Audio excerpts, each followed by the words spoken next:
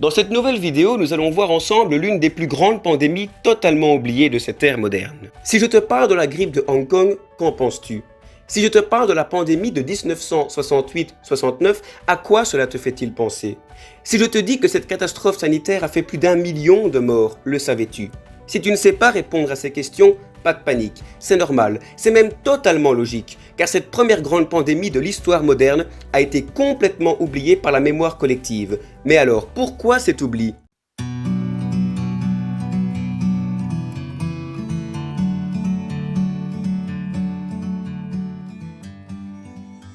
Avant de parler de la raison de cet oubli collectif, examinons de plus près cette pandémie. Cette catastrophe sanitaire qui a fait plus d'1 million de morts est aujourd'hui reconnue comme la 10e plus grande pandémie de l'histoire, mais aussi comme la première grande épidémie mondiale de l'ère moderne. Tout commence en juillet 68, où un nouveau virus de type H3N2 frappera le centre de la Chine. Contrairement à ce que tu pourrais penser, cette maladie n'est donc pas née à Hong Kong.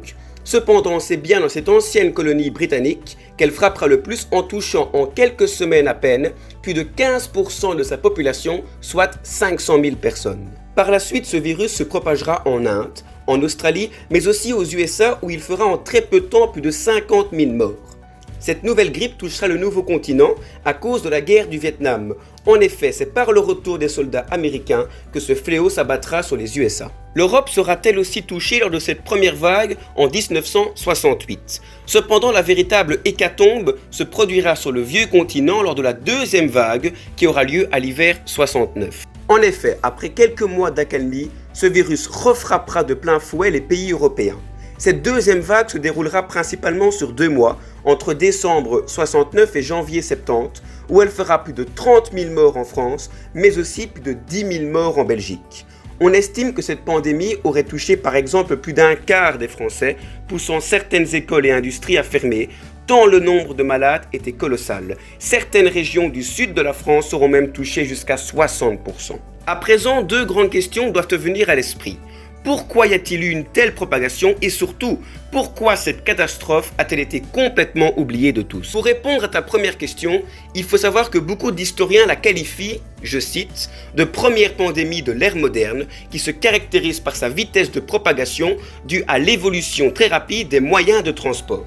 Nous sommes donc face à un virus qui va utiliser le développement de la société et la mondialisation qui caractérisait tant le monde de l'après-guerre.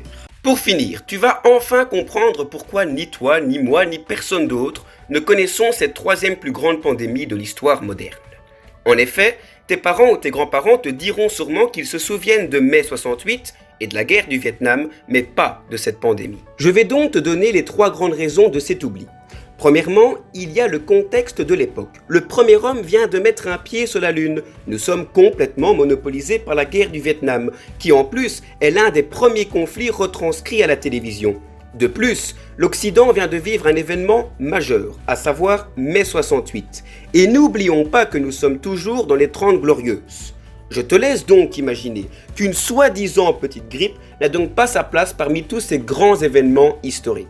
Ensuite, tu dois bien comprendre qu'au XXIe siècle, nous ne sommes plus dans le même rapport médiatique que durant les 30 glorieuses. En effet, si aujourd'hui tu connais les chaînes d'information continues et leur véritable passion pour la psychose, le dramatique et le gros titre, à l'époque, nous étions complètement dans un autre registre. Cela va te paraître bizarre, mais les chaînes d'information et les journaux papier ne voulaient pas parler de choses qui allaient mal, mais bien de faits positifs dans une époque glorieuse débordant d'espoir pour l'avenir.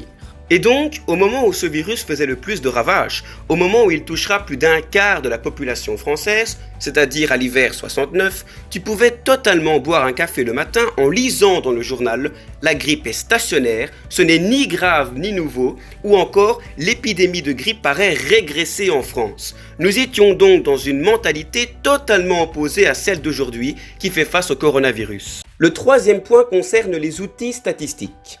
En effet, depuis quelques mois déjà, tu as certainement dû voir ou entendre, à la télévision ou sur les réseaux sociaux, des bilans quotidiens du nombre de morts victimes du Covid-19 par pays, mais aussi du nombre de malades ou d'hospitalisations des suites de cette pandémie. Or, à l'époque, dis-toi qu'il n'y avait ni réseaux sociaux, ni chaînes d'information continue, ni même encore de rapport journalier du nombre de victimes de ce virus. Les gens n'avaient donc aucune idée de la proportion de cette maladie. Alors, à ton avis, de quand dateraient les premiers chiffres de la grippe de Hong Kong? Quelques mois plus tard? Bien sûr que non. En réalité, il a fallu attendre 2003. Oui, tu as bien entendu, j'ai bien dit 2003. En effet, c'est au début du 21e siècle, lors de l'épidémie de SRAS, que des premiers chercheurs s'intéresseront au bilan de la grippe de 68, qui s'élèvera à la grande surprise de tous à plus de 1 million de morts. Voilà, cette vidéo est donc terminée, j'espère que tu as pu apprendre de nouvelles choses. N'oublie pas de mettre un j'aime et de t'abonner à ma chaîne. À très vite.